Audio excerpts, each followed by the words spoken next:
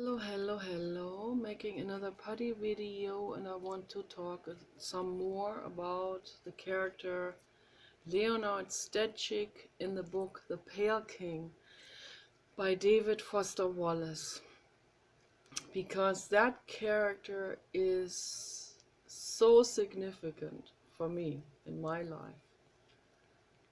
No other character is as significant. I can identify myself with other characters as well, like Claude Silvenshine and some other guys, and I think it is Claude Silvenshine who is that psychic who can see completely random things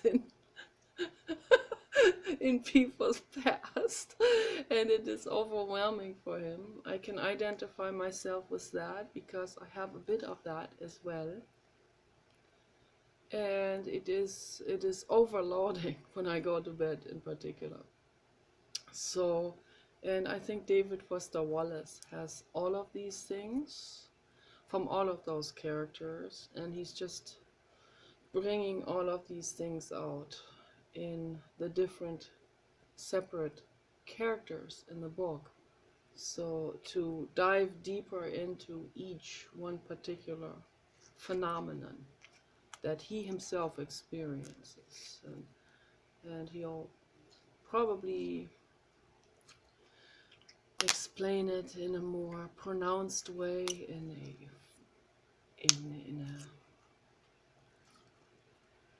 funny way, in a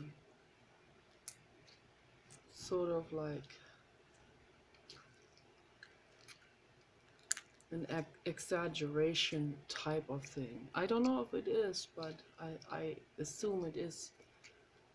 It has been exaggerated in order to make the point, in order to get the message across about that particular characteristics of mental illness and such. And so, and the absurdity, that's where the humor is. It's in the absurdity of each particular affliction.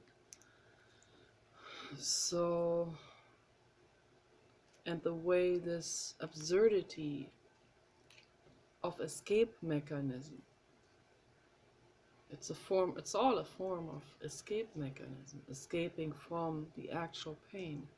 People do this in all kinds of different ways. I mean, there are endlessly many ways in which people escape from pain. Some people escape from pain by counting everything around them, or counting their words forward and backwards, and having to reverse the letters in their heads. And there are people out there, I've already seen this in actuality. So there were people that were talking about this, and they said they got pretty good at it, just because of the OCD making them do it. So obsessive compulsive disorder. It is a mechanism to get away from pain. That's all it is. And people come up with the most bizarre things, including religious ideologies. Some people even make up new religious ideologies as they go.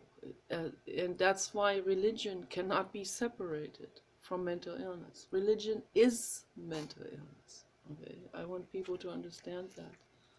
So it's very simple, actually. Religious rituals are OCD rituals. It's obsessive compulsive disorder. Doing things in a very specific ritual procedure, in a very specific order, in a very specific sequence, and so on. That's OCD. It's mental illness. Being fascist is also mental illness. Fascism is mental illness. Psychosis, actually. It goes over into psychosis. It's real dramatic. So racism is mental illness. All of those things are mental illness based. We need to become clear about this. It's not about evil. Okay, that's why Friedrich Nietzsche wrote a book, Beyond Good and Evil, because he wanted to explain to people that things are not dualistic in nature. Okay, it is not about good and evil, and particularly the word evil. In German, it's böse. The word evil has devil in it, or the devil has evil in it, the word. So, de ever means, de in Latin means from. Devil, from, de evil, from evil. So that what comes from evil. But what is evil?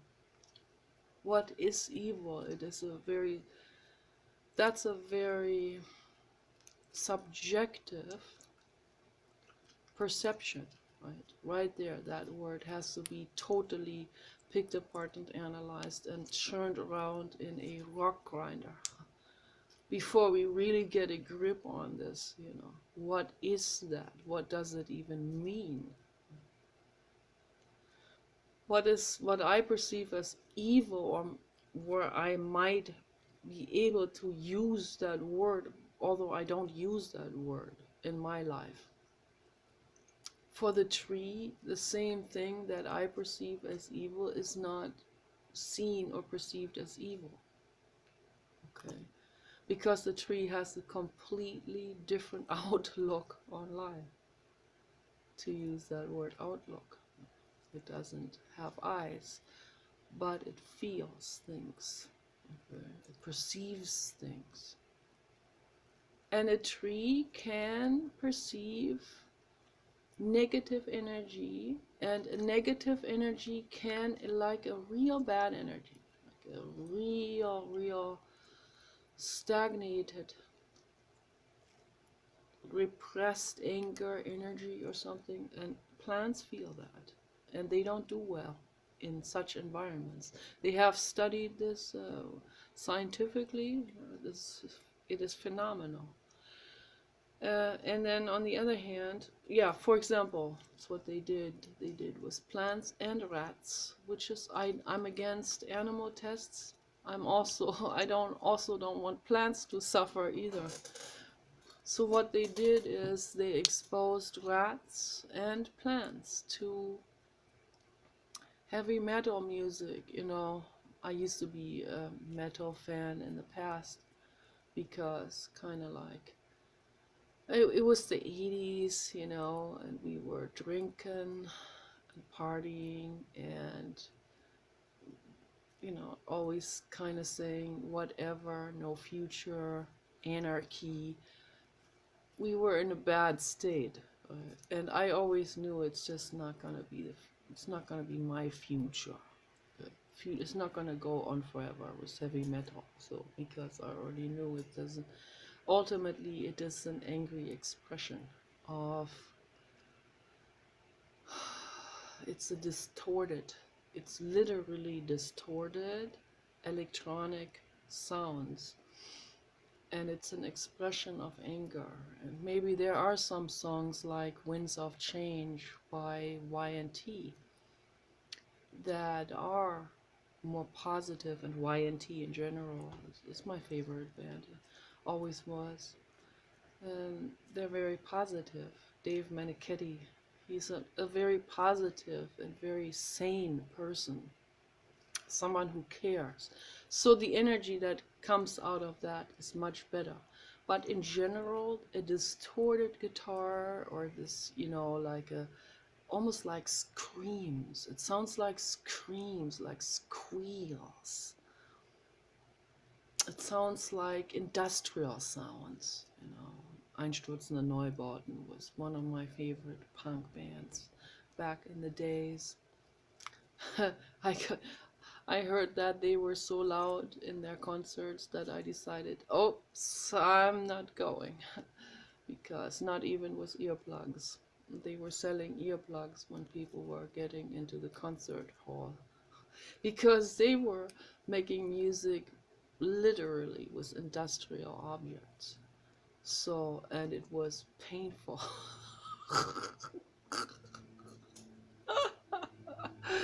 So, but they're very creative and amazing, and I fully understand how they feel.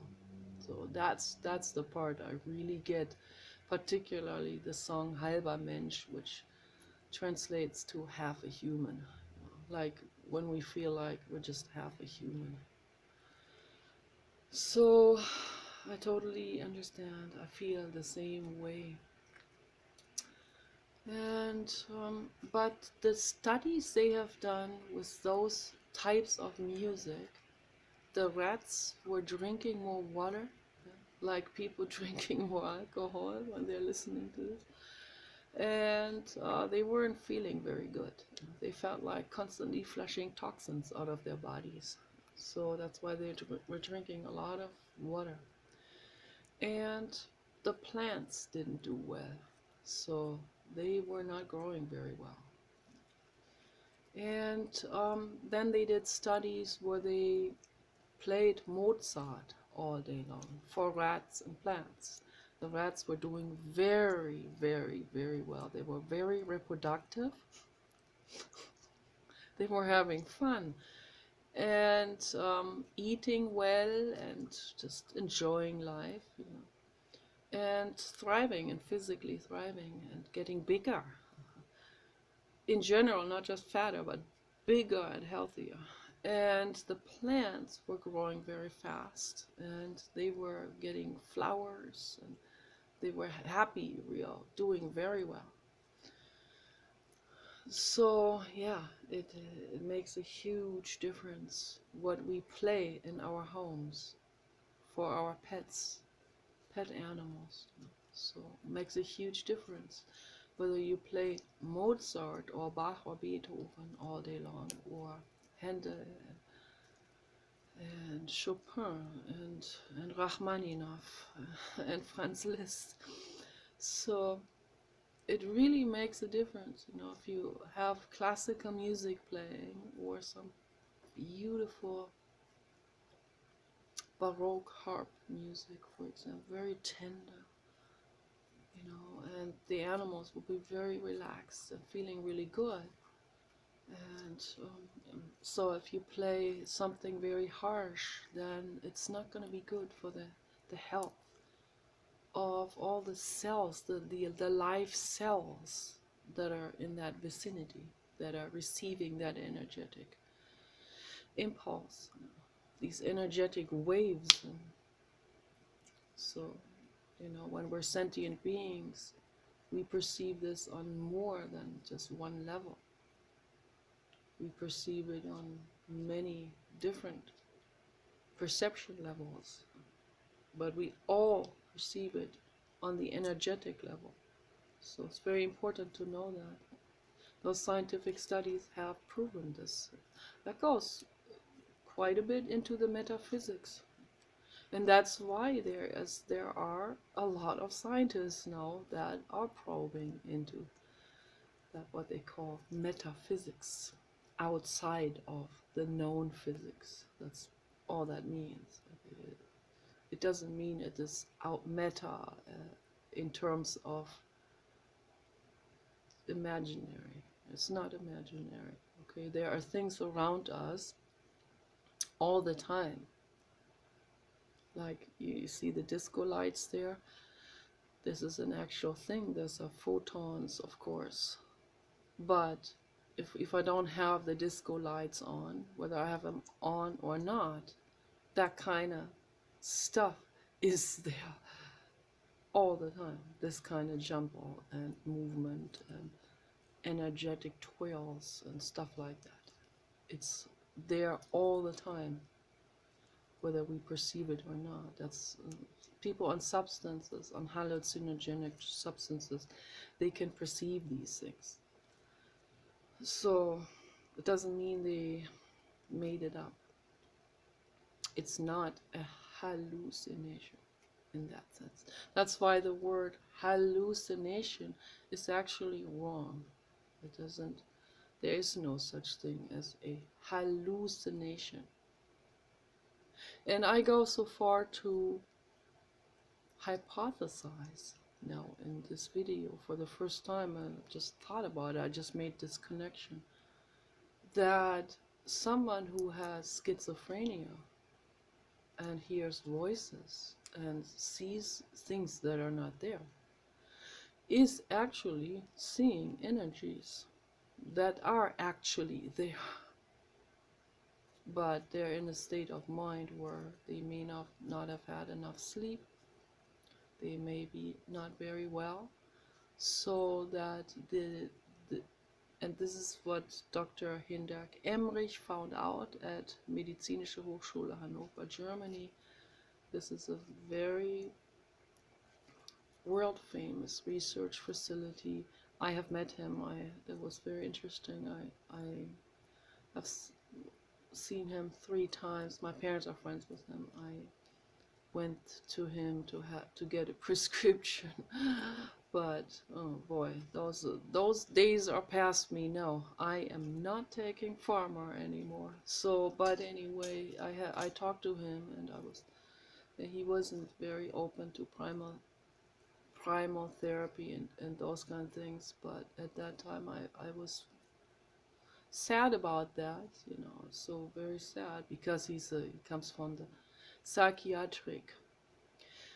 He comes from a school of, medicine and anatomy, and a very stringent scientist. But yet, like, I would say 20 years later or 15 years later, after I have last seen him, I saw on the internet that he's doing research now, getting into the brain formations that they studied in fMRI studies with people that had overdosed on hallucinogenic drugs. And I shy away from even using that word anymore, so I'll say psychoactive. It's better. It sounds a little bit better. It sounds more accurate. Psychoactive. Because what happens is, this is what happens. We have a discrimination ribbon in our brain, and not in terms of fascism or racism or prejudice. We have a ribbon that's a brain formation in the brain that just blocks out certain perception, certain stimuli from our environment. It blocks out the other dimensional stuff, like the disco light kind of looking stuff that we see when we take substances like this. When the disco light's not on, but we see those kind of things.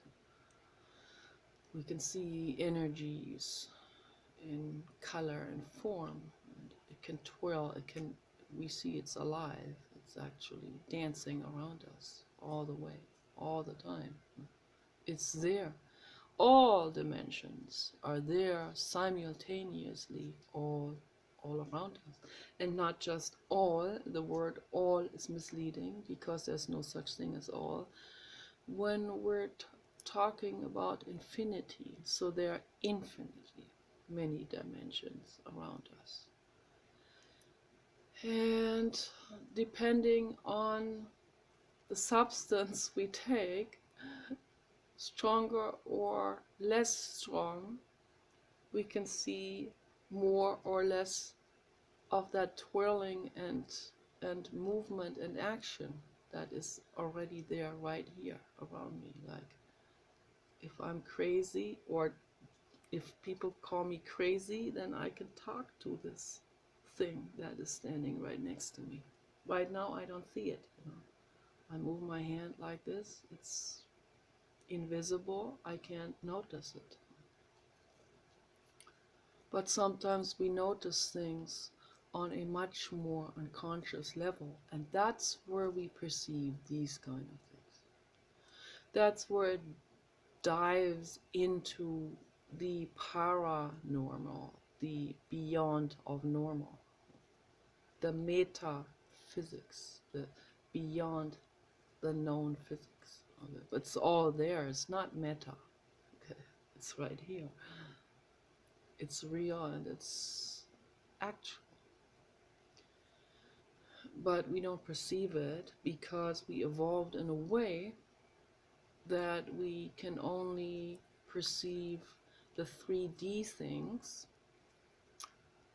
And if we perceived a lot more, we would be so overwhelmed and confused all the time that it would be very difficult to function.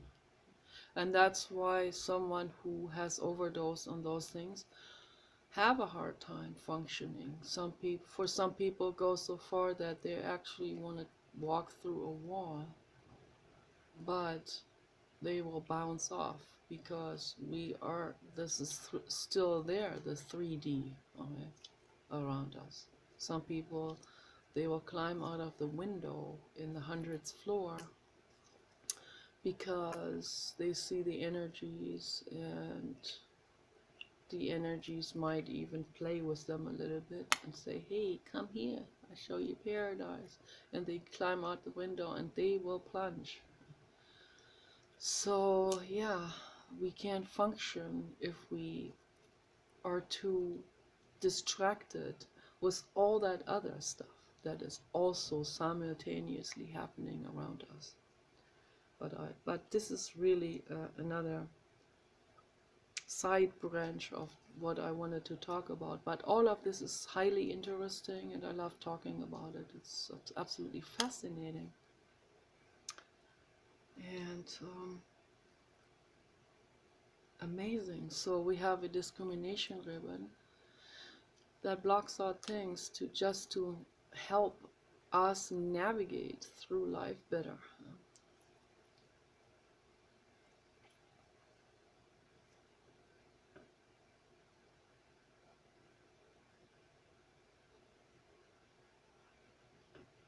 And this discrimination ribbon gets laid to rest by some substances, okay?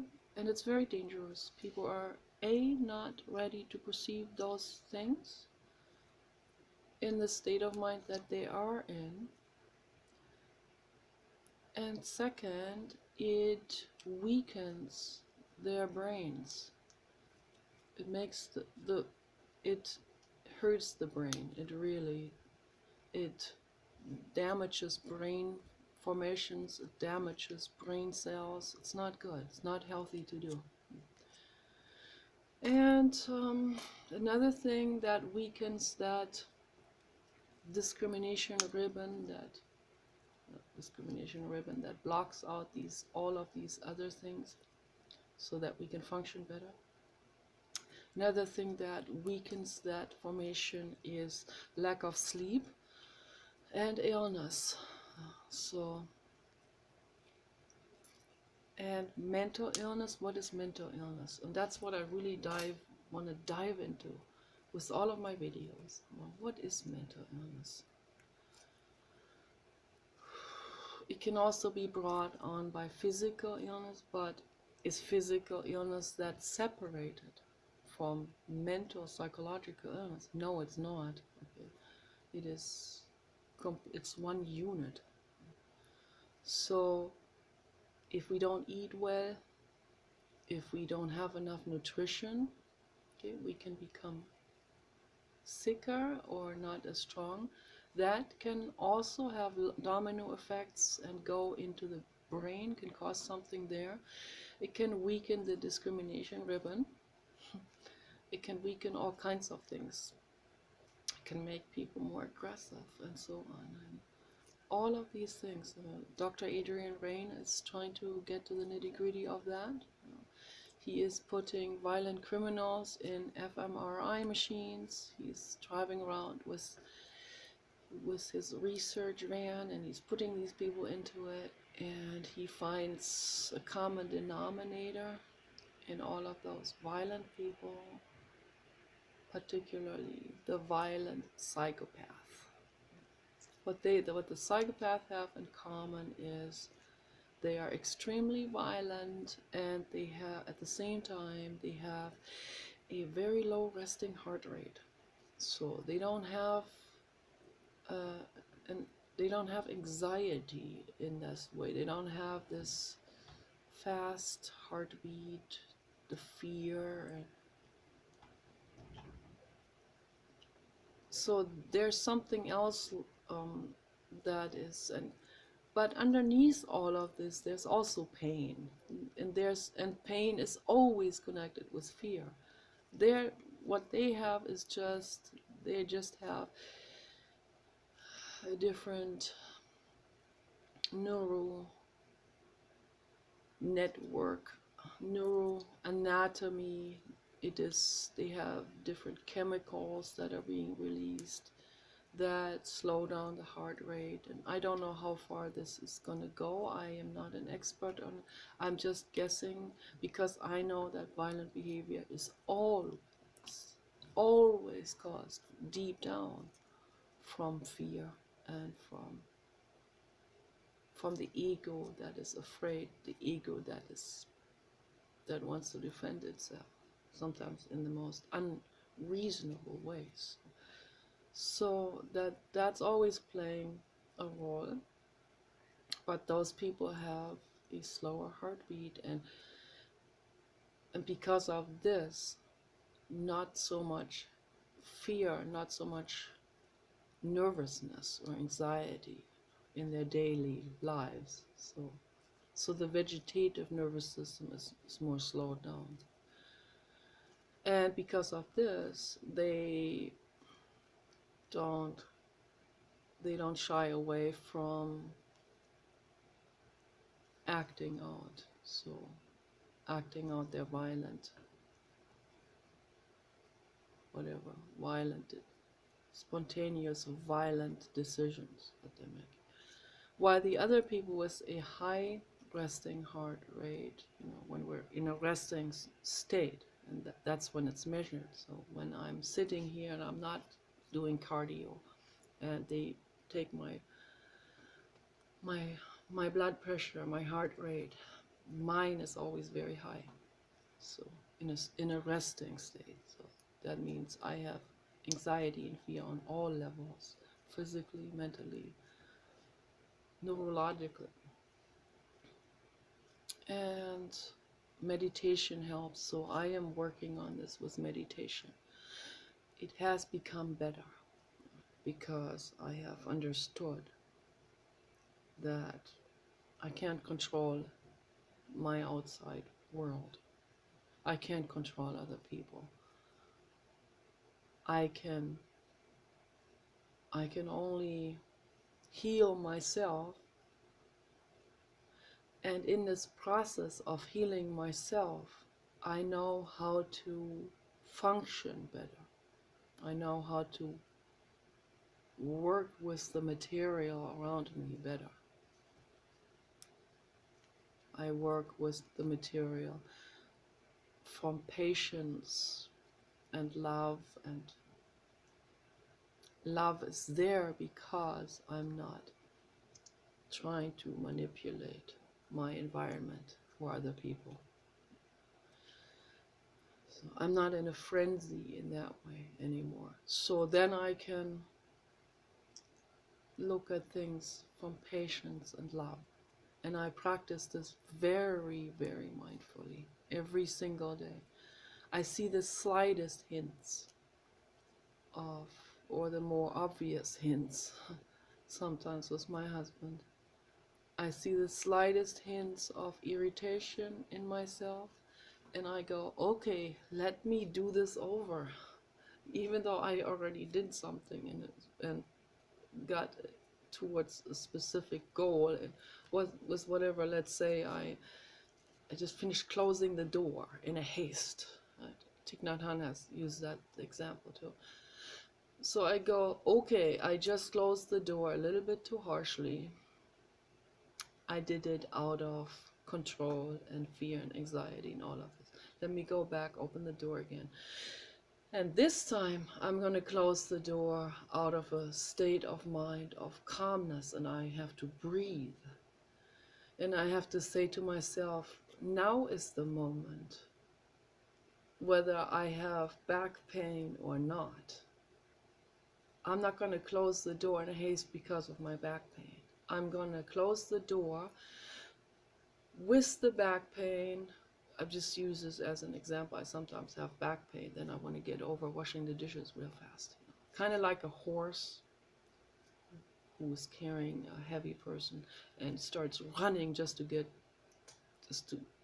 try to control the situation in some way. The horse doesn't know better. Don't make a horse carry too heavy of a weight. And so in my case, I'm heavy, I have back pain. I created my own load that I'm carrying.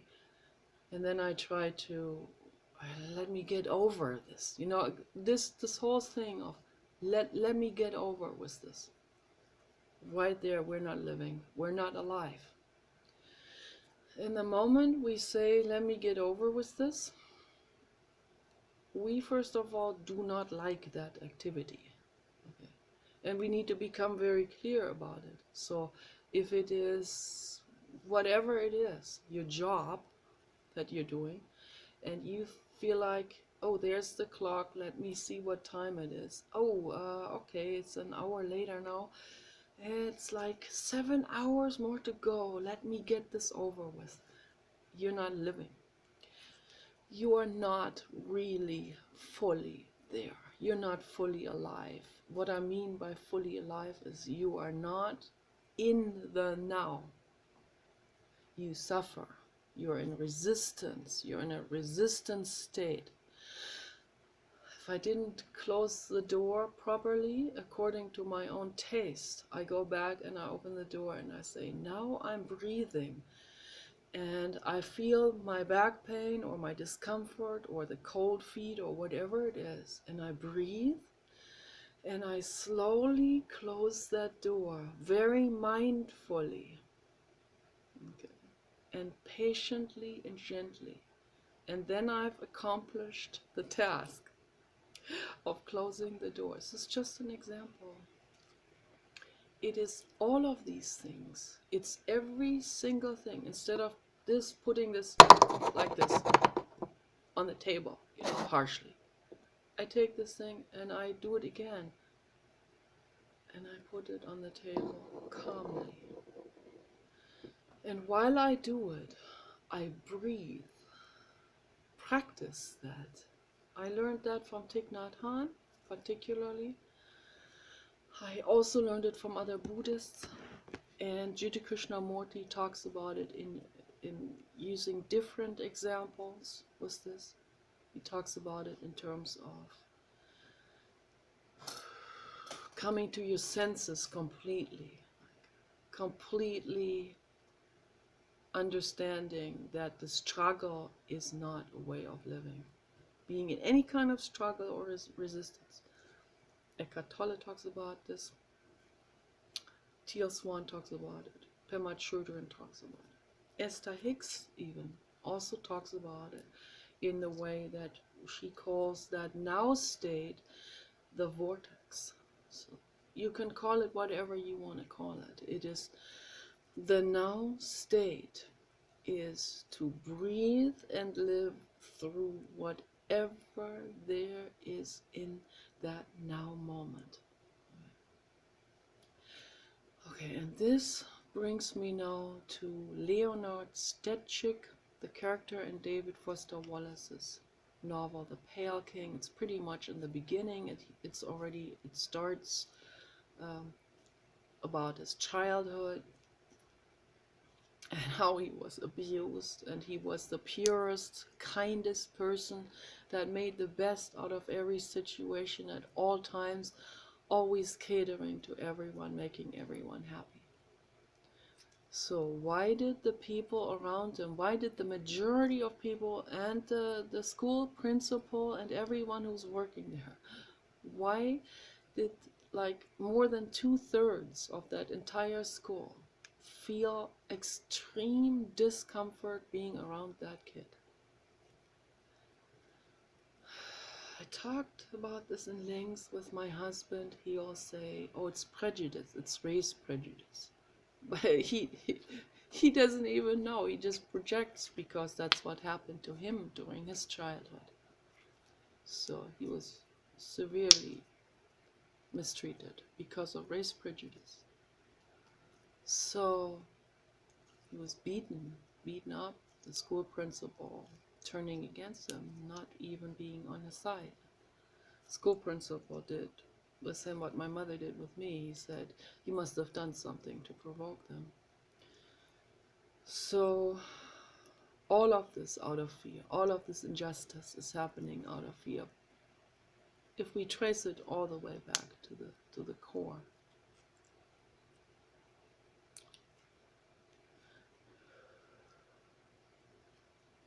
What is it that makes people, and it's not just the ethnic differences.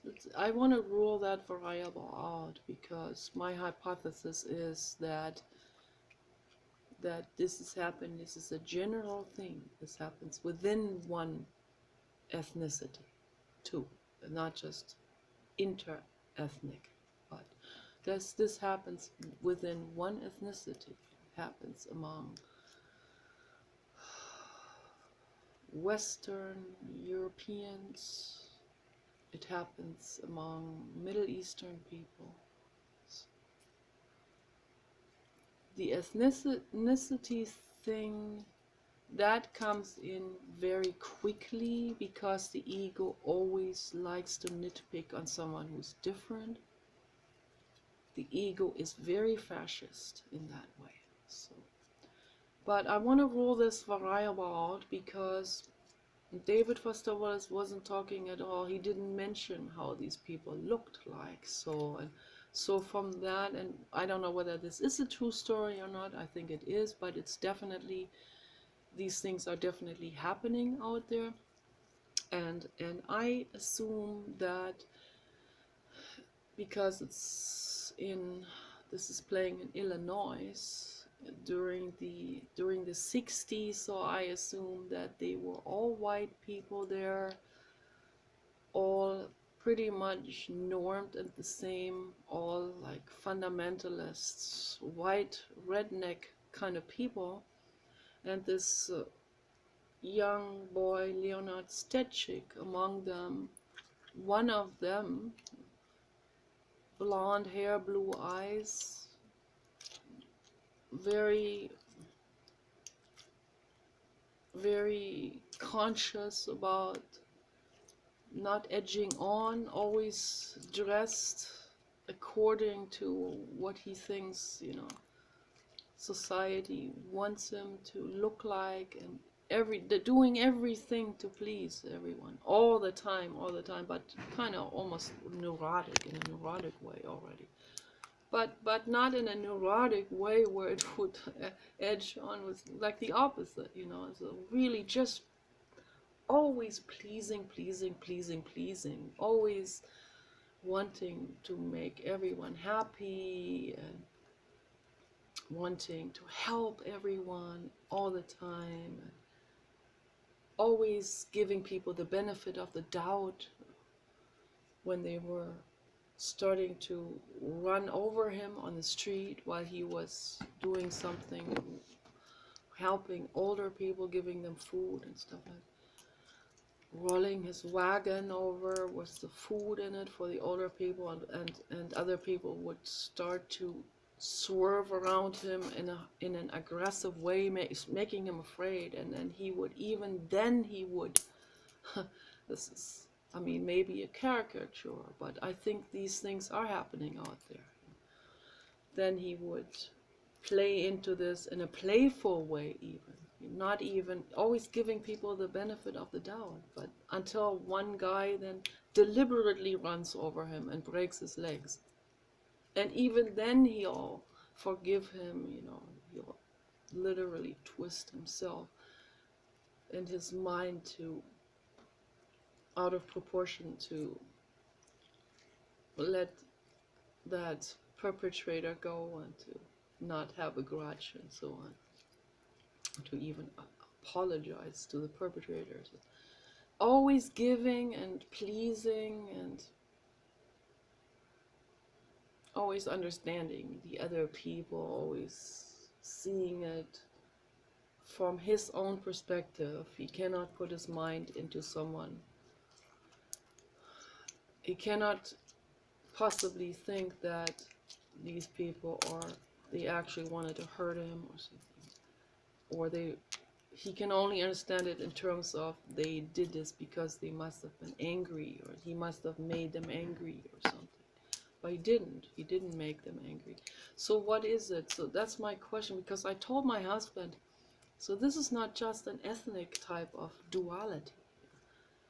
This happens within one group, okay? And because I know this from my own experience in school and at the university when I was studying psychology at the TU Berlin. I was 25, and in the cafeteria I would go there with my lunch, and there was one open space, and I said to the group of girls, is that okay if I sit here with you? I didn't know them very well. They were in my semester. I've seen them before. And so the girl next to the empty seat said, no, you can't sit here. And I said, okay, no problem. I'll go to the other table. And then she quickly said, no, I was just joking. Like a real brazen, kind of tactless joke. And today I would say, oh, no, thank you. I will still go to the other table because I don't like that kind of joke. That's just not my kind of cup of tea. Not my company, really, that I'm choosing. I like people that opt for non-violent communication instead. I'd much rather sit with them and eat my lunch and digest my food better. But at that time, I wasn't aware about any of these things. I just thought, oh, she was just joking, it's all good. Kind of like that Leonard Stecyk. Oh, they're just joking. I always give them the benefit of the doubt. So I sat down there and we're talking about psychology and all kinds of things. And people telling this one girl was talking about her parents, her father a psychiatrist, mother a psychologist.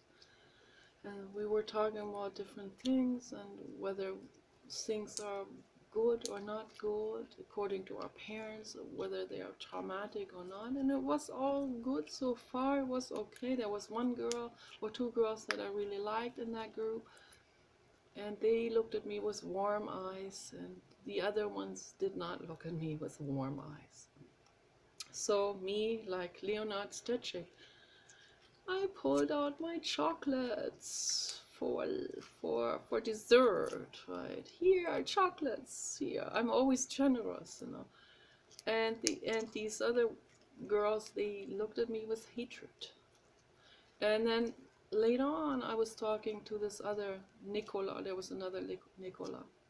It became a more common name in Germany, a female name. From Saint Nicholas, but Nicola with an A instead of Nicole. And the other Nicola, she said very quickly to me, I saw how the other girls were. I didn't even mention it first. She started it. She said, I saw how they were looking at you. They looked at you with hatred. And particularly when you pulled out the chocolate and you were always so sweet and bubbly and generous. And you were passing around the chocolate for everyone.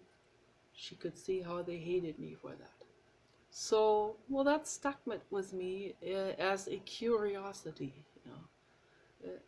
in the field of psychology. This is a curiosity. It's a conundrum for me. I need to find out why. What is this? What causes this? What is the underlying motivator? or not so much motivator. What is the underlying cause of those types of reactions in people when they react hostile to someone like Leonard Stecyk? What is it? In the case of Leonard Stecyk, for example, we can rule out a couple of variables. This is just a story maybe, but these kind of things happen. We can rule out, can we rule out jealousy? I don't know.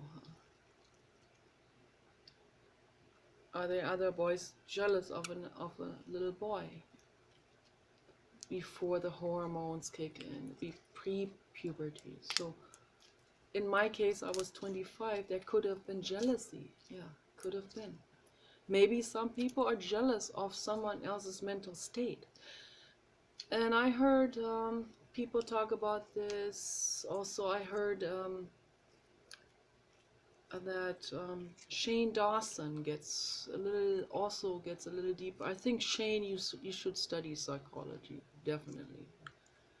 Become a psychologist. We need that. We need people who are diving to the nitty-gritty of those kind of things. It's very important. So he is getting into this a little bit more on his own personal interest. He's diving into these questions, you know, like, what is it? What causes people to hate? Causes these haters to hate so much? As, you know, what causes people to be not right in the head, as Camper Van Kevin put it. So, I mean, that's really the bottom line. They're not right in the head. There are people that will send him poison and stuff like this, even to his dogs. So that's why he said he doesn't receive any more presents from people. Postcards, yes, but I wouldn't even do postcards. What if they put anthrax in it? And so I need to talk to Camp Up and Kevin. I need to remember this later. I want to tell him not to accept postcards either. We can do cyber postcards, you know, cyber love. It's safer. And not real paper mail.